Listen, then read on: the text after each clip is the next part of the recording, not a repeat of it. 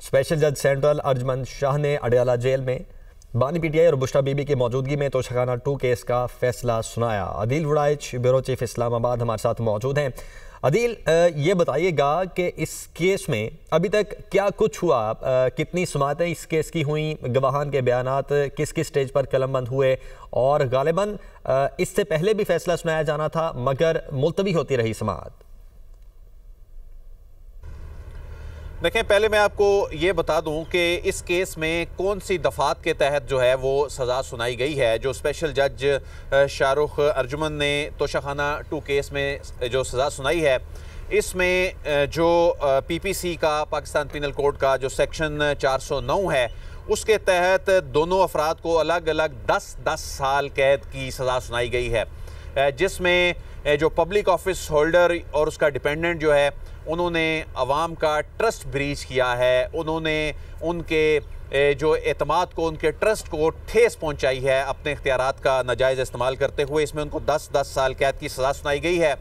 जबकि इसमें 1,64,25,650 रुपये दोनों को जुर्माना जो है वो सुनाया गया है। इसी केस में जो एक और सेक्शन है जो PCA 1947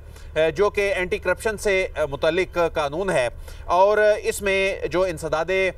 करप्शन से मुतल्लिक कानून का जो सेक्शन 25 है उसके तहत ये जो बुशरा बीबी को और बानी पीटीआई को जो है वो 7 साल कैद की सज़ा सुनाई गई है। तो मजमूई तौर पर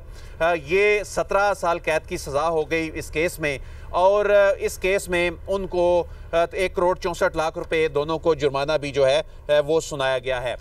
तो इस केस में ये केस जो है बुनियादी तौर पे जब बानी पीटीआई के ख़िलाफ़ जब इससे पहला तोशाखाना 1 केस जो था वो 31 जनवरी 2024 को कंक्लूड हुआ था, और उसमें दोनों को 14-14 साल कैद की सज़ा सुनाई गई थी। तो उसके बाद मई में नैब की जानिब से एक नई इन्वेस्टिगेशन शुरू की गई थी, और उसमें कहा गया था कि घड़ियां और कीमती जेवरात जो हैं वो गैर कानूनी तौर पे बानी पीटीआई और उनकी जो अहलियां हैं उन्होंने, और ये इल्ज़ाम लगाया गया था। अदील वड़ाइच, आप हमारे साथ ही मौजूद रहिएगा।